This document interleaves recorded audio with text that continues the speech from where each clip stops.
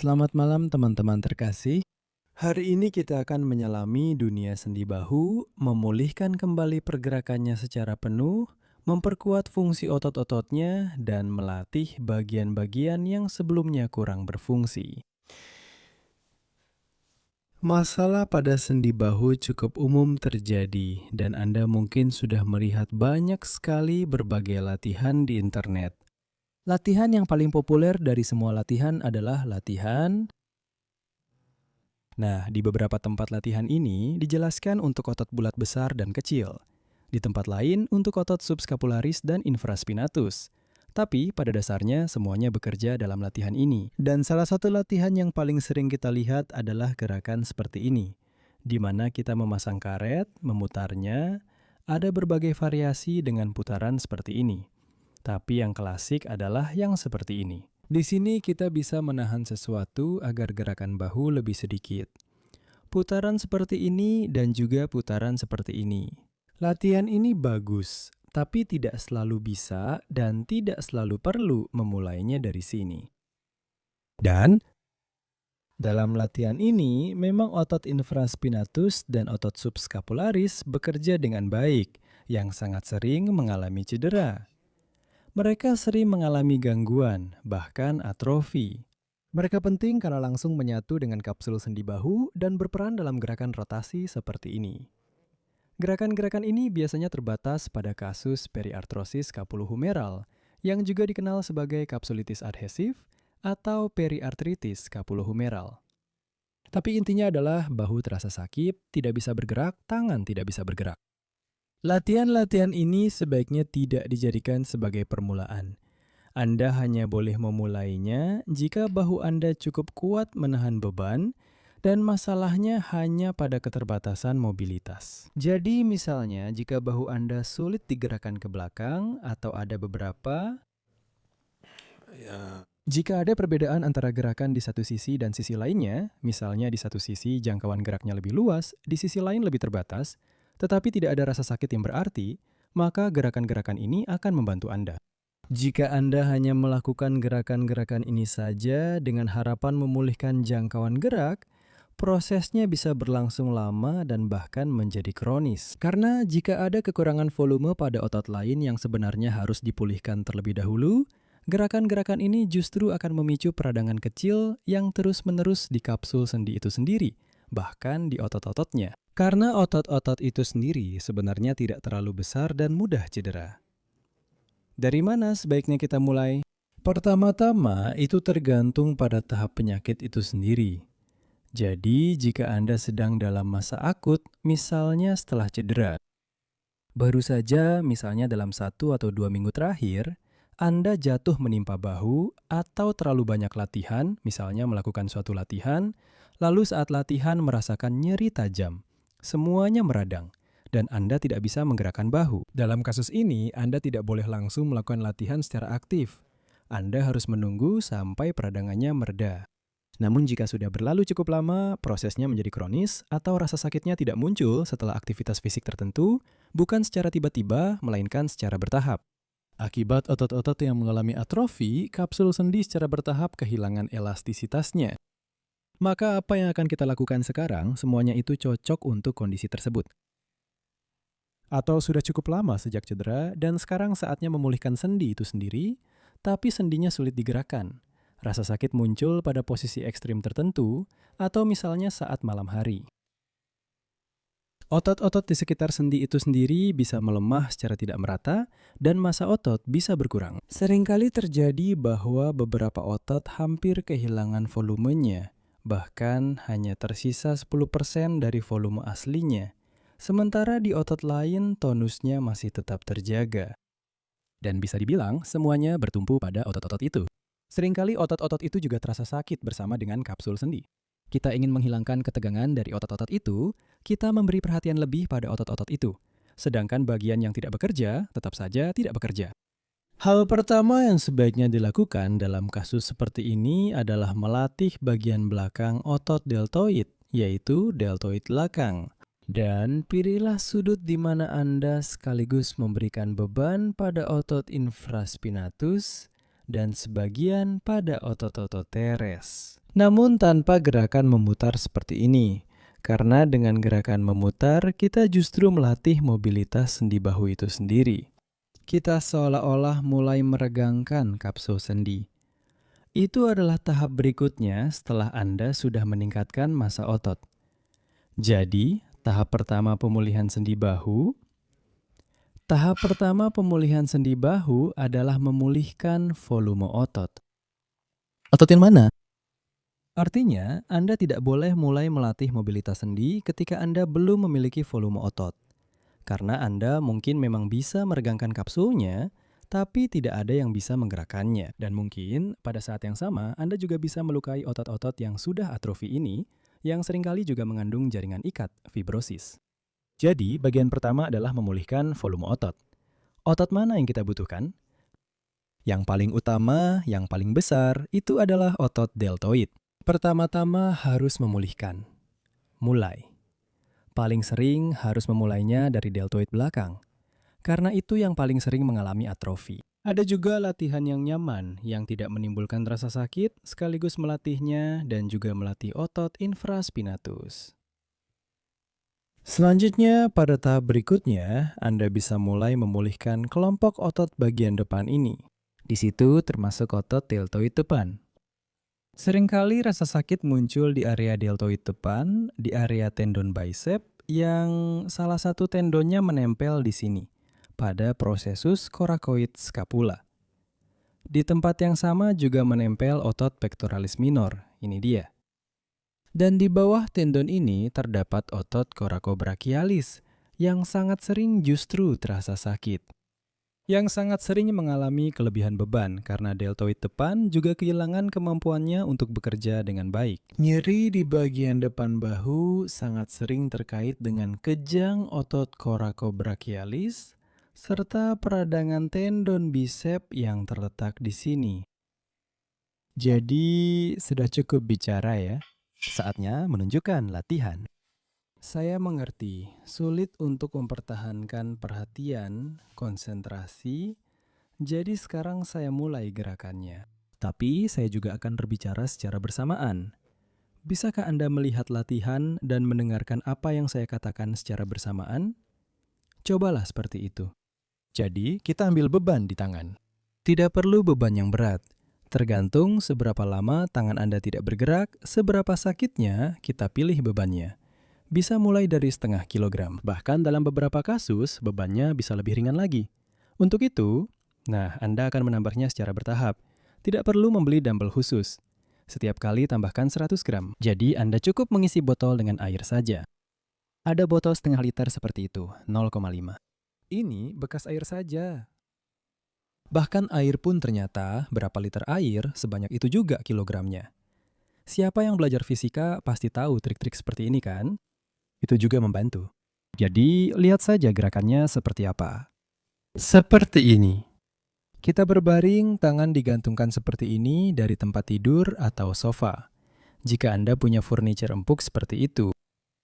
Anda memiliki barang-barang seperti itu, gerakannya seperti ini. Salah satu variasinya adalah ketika kita menjaga kelingking tetap di atas. Gerakannya seperti ini. Tidak perlu amplitudo yang besar, tidak perlu mengangkatnya terlalu tinggi ke atas sini. Jadi intinya agar otot deltoid Anda tetap bekerja di bawah beban. Tapi di sini juga ada otot deltoid dan otot infraspinatus yang bekerja. Semuanya bekerja. Gerakannya sendiri seperti ini. Begini cara Anda mengambil beban di tangan. Jika pada saat Anda menurunkan ke sini, apa yang Anda pegang di tangan? Dumbbell, botol air, apa saja bisa. Begini cara Anda menurunkannya. Jika muncul rasa sakit di bahu, di mana saja, baik di belakang maupun di depan, itu berarti beban harus dikurangi, amplitudo harus dikurangi, jangan turunkan terlalu rendah. Turunkan, angkat. Turunkan, angkat. Posisi tangan. Posisinya bisa apa saja. Jika semuanya baik-baik saja, tidak ada yang sakit, bisa diletakkan hampir sejajar dengan bahu. Jika ada rasa sakit atau tidak nyaman, letakkan sedikit lebih rendah. Jadi, dalam rentang ini Anda bisa memilih posisi tangan apa saja. Saat baru mulai latihan, Anda memilih posisi yang paling nyaman. Jadi, bukan di posisi yang paling sulit, tapi justru di posisi yang paling mudah. Dan di posisi ini Anda berlatih, turunkan, angkat, turunkan, angkat. Dalam latihan ini, beban akan diberikan pada deltoid belakang, otot infraspinatus, tanpa gerakan memutar seperti ini. Jadi, pada saat yang sama, kapsul sendi tidak teriritasi. Ini adalah tahap pertama pemulihan. Di sini, kita perlahan-lahan menambah beban.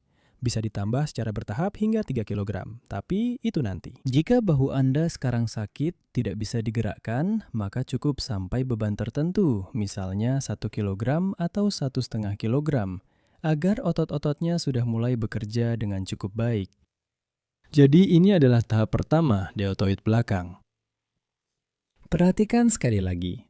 Sekarang kita berbaring miring. Sudah dipegang. Pilih posisi yang nyaman untuk menahan lengan Anda, dan di posisi ini, jumlah pengulangan bahkan 5 kali pun boleh jika ototnya sudah mulai lelah. Bahkan 3 kali dengan jeda juga bisa dilakukan. Lakukan 3 kali, letakkan, lalu istirahat. Jika memang terasa sakit dengan beban berapapun, maka lakukan ini hanya dengan tangan saja untuk permulaan. Cukup pegang sesuatu di tangan supaya lebih mudah mengikuti jalur gerakannya. Ya, misalnya pensil atau apa saja yang ada di dekat Anda. Pilihan kedua, gerak putarnya seperti ini.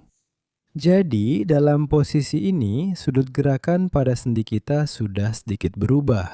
Dan bersama dengan bagian deltoid belakang yang bekerja hampir secara terisolasi, ada juga bagian otot deltoid tengah di sini yang ikut terlibat. Nah, jika tidak ada peradangan kuat pada tendon otot supraspinatus atau kerusakan pada tendon tersebut, maka Anda bisa melakukan gerakan ini dalam posisi seperti ini. Jadi latihan ini bisa dilakukan dalam 2 variasi, dengan putaran seperti ini atau dengan putaran seperti ini. Ada satu lagi variasi dari latihan ini dengan menggunakan karet elastis. Sebaiknya pada awalnya lakukan di sini, karena beban akan langsung mengenai bagian ini, yaitu deltoid belakang. Ini adalah yang paling aman, jadi lebih baik memulai pemulihan bahu dengan latihan ini. Karena secara bersamaan aliran darah juga membaik, jadi semua proses degeneratif yang terjadi di bahu juga menyebabkan penurunan suplai darah. Dan gerakan ini secara keseluruhan juga akan meningkatkan aliran darah ke sendi bahu itu sendiri. Jadi ini adalah pilihan kedua. Ini dengan karet gerakannya sama, jadi begini cara melakukannya. Kekurangannya adalah gerakan di sini mencapai maksimum saat Anda menggerakkan tangan ke sini. Beban maksimalnya di situ. Tapi kalau Anda menggunakan beban maksimalnya ada di titik ini, di mana otot benar-benar meregang. Ini lebih bermanfaat untuk bahu. Jika Anda melakukannya di gym menggunakan mesin kabel, itu juga tidak buruk, juga bagus. Karena bebannya merata baik di titik ini maupun di titik ini. Ini juga merupakan pilihan kedua seperti ini. Di sini, posisi siku tidak terlalu penting, tetapi ketika Anda melakukan gerakan seperti ini, siku menghadap ke samping, sehingga otot deltoid bagian belakang lebih banyak bekerja. Ketika Anda melakukannya seperti ini, bagian tengah deltoid juga sedikit ikut bekerja bersama deltoid belakang. Namun, baik di sini maupun di sana, gerakannya lebih aman dibandingkan dengan gerakan memutar ini, karena otot bekerja tanpa risiko cedera atau rotasi berlebihan. Kapsul ya. Tapi bagian belakang juga ikut bekerja. Tapi ini bukan bagian belakang, ini adalah otot infraspinatus. Dan otot teres, bagi yang menganggap itu penting. Tapi yang utama adalah otot infraspinatus. Selanjutnya, tahap berikutnya, apa yang kita lakukan? Jadi dengan latihan ini, kita sudah agak menstabilkan bahu. Selanjutnya, Anda bisa meningkatkan beban secara bertahap. Seiring waktu, ketika mobilitas mulai meningkat dan rasa sakit saat latihan mulai berkurang, Anda bisa mulai mengangkat tangan sedikit lebih tinggi ke sini di atas bahu. Misalnya sampai setinggi mata. Tidak perlu juga melakukan gerakan dengan amplitudo yang terlalu besar. Sebaliknya, bagaimana cara membuatnya lebih sulit? Bukan dengan mengangkat lebih tinggi ke atas. Jika Anda mengangkat ke atas, bebannya justru berkurang. Sebaliknya, Anda menurunkannya sedikit ke bawah, ke sini. Dan dari posisi bawah ini, ketika otot Anda sudah meregang, angkat ke atas. Pilihan kedua, ketika semuanya benar-benar buruk. Sulit melakukan bahkan latihan ini, bahkan tanpa beban. Tapi tetap saja bagian belakang sini harus diberi sedikit beban. Latihan ini juga menggunakan karet. Di sini kalian sudah memasangnya. Di sini di bagian atas. Seperti ini caranya. Dan gerakannya akan seperti ini. Dari atas, Anda seolah-olah menahannya. Dari atas, maksudnya posisinya sudah tetap. Anda menahannya seperti ini. Dan Anda tarik ke bawah ke sini. Jadi gerakannya seperti ini, dari atas ke bawah. Di sini, untuk melakukan gerakan ini pada deltoid belakang, ada beberapa kelompok otot besar lainnya yang membantu Anda. Di sini, triceps juga bekerja, sebagian otot punggung, yaitu latissimus dorsi, juga ikut terlibat. Jadi, gerakan ini lebih ringan, lebih aman untuk deltoid belakang. Di sini juga bisa dilakukan tanpa rentang gerak penuh. Jadi, kalau latihan sebelumnya terasa sakit, bisa mulai dengan yang ini. Tarik, lalu kembali. Posisi tangan juga bisa dipilih berbeda-beda. Pilih yang paling tidak sakit, sebaiknya mulai dari situ. Selanjutnya, pada tahap berikutnya, perlahan-lahan Anda bisa mulai memberikan beban pada bagian depan deltoid. Biasanya, bagaimana proses pemulihan mobilitas itu terjadi? Jadi, jika seseorang mencoba menggerakkan tangannya ke samping, gerakannya akan seperti ini. Bahunya tidak bisa terangkat. Jika mengangkat ke depan, biasanya jangkauan geraknya sedikit lebih besar. Tapi di sini muncul rasa sakit. Nah, jadi ketika sudah bisa melakukan gerakan tertentu tanpa rasa sakit, setelah Anda melakukan latihan untuk deltoid belakang selama beberapa waktu, Anda bisa mulai melatih deltoid tengah dan sedikit deltoid depan. Di sini juga pada awalnya beban harus seminimal mungkin, jadi gunakan berat yang sangat ringan. Botol air juga bisa digunakan. Nah, kita mulai melakukan semua gerakan angkat ke depan ini, tapi dengan rentang gerak yang kecil. Hanya sebatas di mana tidak muncul rasa sakit. Begitu. Lalu secara bertahap bisa dilakukan sedikit lebih tinggi lagi. Dan di sini ada beberapa variasi. Begini, gerakannya sendiri bisa Anda lakukan agar tangan terangkat sejajar dengan bahu. Bisa juga diangkat sedikit ke samping seperti ini, atau bisa diangkat ke dalam. Dan Anda perlu mencari posisi mana dari posisi-posisi ini yang paling mudah dilakukan dan paling tidak terasa sakit. Misalnya yang ini sedikit ke samping. Ke arah sini saya lebih mudah mengangkatnya, jadi saya akan mulai dari sini. Dan dari posisi ini, secara perlahan saya akan bisa mengangkatnya lebih tinggi, dan lebih tinggi. Saya bisa menambah beban lebih banyak. Saya mulai misalnya dari setengah kilogram. Lalu secara bertahap meningkatkannya menjadi 2 kilogram. Lalu saya beralih ke sudut yang sebelumnya lebih sulit bagi saya. Di sini saya akan mengangkatnya. Dan kemudian di akhir Anda bisa beralih ke sudut ini yang paling sulit bagi saya. Jadi mulailah berlatih di sini ketika bahu Anda kehilangan mobilitas. Bukan pada sudut yang paling sulit, tetapi justru pada sudut yang paling mudah. Karena rentang gerak di sana akan lebih besar, secara keseluruhan lebih banyak otot yang akan bekerja. Sehingga akan lebih mudah untuk memulihkan semuanya nanti. Kedepannya, bagaimana biasanya pemulihan bahu? Pertama-tama rentang gerak ini yang dipulihkan, yaitu gerakan ke depan, lalu gerakan ke samping ke arah sini. Tangan mulai bergerak lebih bebas, sudah tidak terangkat seperti ini lagi, sudah bisa sedikit lebih tinggi, lalu semakin tinggi lagi. Jadi pertama-tama pulih seperti ini, lalu pada sudut 45 derajat, kemudian ke samping. Tapi kadang-kadang gerakan ke belakang itu justru yang paling terakhir pulih. Jadi menggerakkan tangan ke belakang, gerakan seperti ini kadang-kadang membuat sulit untuk bertumpu pada tangan. Melakukan gerakan seperti ini terasa sakit saat menggerakkan tangan ke belakang. Dalam kasus ini ada beberapa pilihan juga. Salah satunya juga dengan beban yang ringan. Ini ketika Anda mulai mengangkat tangan bukan dari posisi ini, tapi dari sini supaya tangannya bergerak. Bagaimana cara melakukannya? Ini bisa misalnya dilakukan sambil duduk di kursi. Juga dengan beban yang ringan. Jika kita mengangkat dari sini seperti ini, bebannya akan sama seperti yang kita lakukan tadi.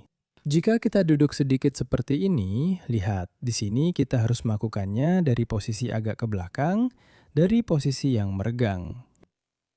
Nah, banyak sekali adhesi akibat peradangan, fibrosis, justru terbentuk di bagian depan ini, antara tendon bisep, processus coracoid, otot brachialis, antara deltoid dan bisep. Semua ini sangat sering mengandung jaringan ikat seperti ini yang kemudian menghambat pergerakan. Saat Anda mulai bergerak, semua ini mulai tertarik, robek, dan menghambat pergerakan. Pilihan kedua juga menggunakan karet. Semua ini bisa dilatih. Nah, Anda sudah mengaitkannya di bawah sini. Sebaiknya mulai dengan gerakan seperti ini, angkat ke atas sini. Tidak harus melakukan gerakan dengan amplitudo penuh jika muncul rasa sakit, apalagi karet ini juga menariknya tidak merata. Di bagian atas gerakan itu terasa lebih sulit untuk dilakukan. Justru bagian gerakan inilah yang perlu dilatih. Dan karena itu, kalian sedikit melangkah ke depan, otot kalian di sini jadi meregang, dan dari posisi ini kalian melakukan gerakan ke depan. Dari posisi yang agak meregang seperti ini, bagian gerakan inilah yang kalian latih. Tapi ini bukan latihan yang harus kalian mulai dulu. Jadi yang paling pertama adalah yang kita lakukan sambil berbaring tadi. Jadi kita sedikit meregangkan deltoid depan, dan dalam posisi ini kita melakukan gerakan. Kira-kira dengan amplitudo seperti ini, tidak perlu mengangkat lebih tinggi, begitu. Tapi ini dilakukan setelah kamu sudah melakukan semua yang tadi. Setelah kamu sudah bisa melakukannya dengan percaya diri. Latihan serupa untuk otot deltoid tengah. Di sini, latihan ini membantu kamu belajar lagi mengangkat tangan tanpa mengangkat bahu. Latihan standar untuk otot deltoid tengah di mana kamu mengangkat tangan seperti ini tidak langsung cocok. Karena semua itu akan membuat bahu kamu ikut terangkat. Di sini kamu harus memulai gerakan dari sini, supaya gerakannya dimulai dari sini, karena kamu tidak akan bisa melakukan rentang gerak penuh itu. Sebagian juga bisa dilakukan sambil berbaring miring, seperti yang sudah kita lakukan ya. Tapi beberapa gerakan juga bisa dilakukan dengan baik saat berdiri menggunakan karet elastis. Di sini, gerakannya tidak dimulai dari sini, tapi dari sini, supaya sudah ada sedikit tarikan. Dan dalam posisi ini, Anda mulai melakukan gerakan dengan amplitudo seperti ini. Jadi seperti ini. Bagian atas otot dalam kasus ini yang bekerja. Di sini ototnya sedikit meregang, dan di sini Anda melakukan gerakan. Semuanya juga harus tanpa rasa sakit. Untuk meningkatkan mobilitas tangan ke belakang, gerakan ini bisa dilakukan seperti ini. Jadi, tangan Anda sudah berada di belakang seperti ini, ototnya juga sedikit tertarik, tapi ini adalah salah satu latihan terakhir yang perlu dilakukan. Jadi, latihan ini memang ditujukan agar tangan bisa bergerak ke belakang dengan lebih baik. Di sini Anda sudah sedikit meregangkan kapsul sendi, otot deltoid itu sendiri, dan dalam posisi ini Anda mulai memberikan beban pada otot tersebut. Jika latihan ini atau latihan yang satu lagi di mana Anda meregangkan otot menimbulkan rasa sakit, maka Anda mulai dengan beban statis. Jadi Anda menarik karet. Lalu di sini Anda melakukan sedikit gerakan dan hanya berdiri saja, menunggu sampai otot Anda sedikit lelah. Seperti itu. Jadi, kalau ini sulit dilakukan sambil bergerak, setidaknya mulailah melakukannya secara statis dulu. Selanjutnya, dari posisi ini, Anda bisa mulai bergerak ke atas ke sini. Di sini, otot-otot lain akan mulai ikut bekerja bersama deltoid tengah Anda. Artinya, Anda tidak lagi melatih setiap otot secara terisolasi, karena pada tahap pertama sebaiknya mengisolasi setiap bagian deltoid secara terpisah. Dan setelah semuanya agak pulih, yang tersisa hanyalah meningkatkan mobilitas. Di sini Anda sudah bisa melakukan gerakan yang lebih kompleks, di mana secara bersamaan, di sini misalnya deltoid tengah ya, ini sedang tegang, dan sambil mempertahankan ketegangannya,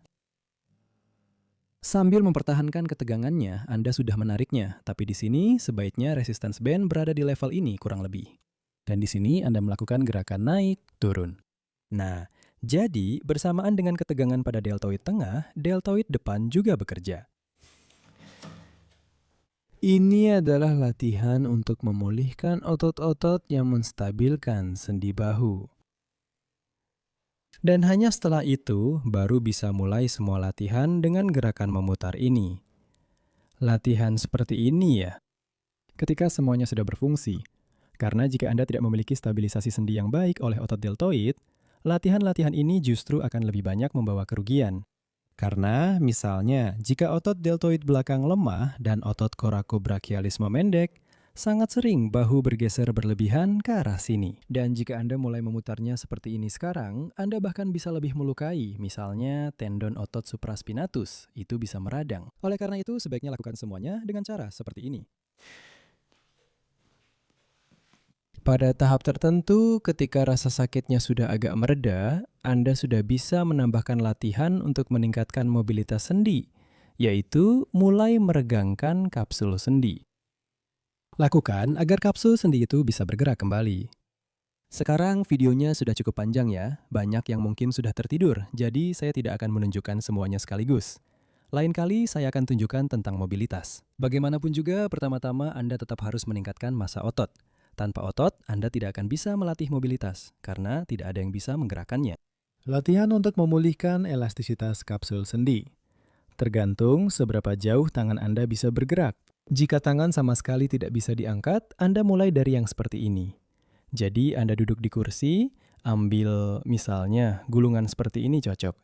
Misalnya anggap saja di sini ada kursi dan Anda sedang duduk di atasnya. Seolah-olah saya sudah duduk, saya malas untuk mengambil kursi. Dan seperti ini Anda melakukan gerakan maju mundur, di sini Anda mungkin merasakan sakit. Jadi Anda melakukannya sampai merasakan sedikit ketidaknyamanan. Tahan di posisi ini, maju mundur, maju mundur. Nanti kursinya bisa kita tambahkan dengan bantuan kecerdasan buatan. Jadi Anda melakukan gerakan sampai merasakan sedikit ketidaknyamanan tanpa menimbulkan rasa sakit yang berlebihan, sekitar 10% dari rasa sakit maksimal Anda. Lalu perlahan-lahan Anda tingkatkan amplitudenya. Jika amplitudenya bertambah, berarti Anda melakukannya dengan benar. Jika tidak bertambah, berarti untuk sementara Anda kembali ke latihan untuk meningkatkan massa otot. Jika ternyata amplitudenya sedikit lebih tinggi, maka Anda sudah bisa melatihnya dengan amplitudo yang sedikit lebih besar. Di sini Anda sudah meletakkan gulungan ini di dinding. Jangan terlalu dekat agar tidak langsung memberikan beban besar pada bahu. Dan dari posisi ini, Anda mulai melakukan gerakan. Juga seperti ini, agar tidak menimbulkan rasa tidak nyaman. Jika ada sesuatu yang berbunyi di bahu, tapi tidak ada rasa sakit, itu tidak masalah. Jika berbunyi dan ada rasa sakit, berarti Anda belum siap untuk melakukan gerakan dengan amplitudo seperti ini. Kembali lagi ke tahap sebelumnya. Jadi, melatih mobilitas seperti ini adalah tahap ketika massa otot Anda sudah lumayan berkembang. Anda bahkan bisa hanya melatih otot selama 2-3 minggu. Setelah itu, sekitar 50% rentang gerak Anda akan pulih. Lalu, dengan latihan ini, Anda akan menyempurnakannya. Begitu. Dan di sini, secara bertahap, Anda akan meningkatkan rentang gerak ini, melakukan gerakan ke atas. Begitu. Mendekatlah. Seperti ini caranya. Pada awalnya, Anda bisa sedikit melakukan gerakan ke samping agar lebih mudah.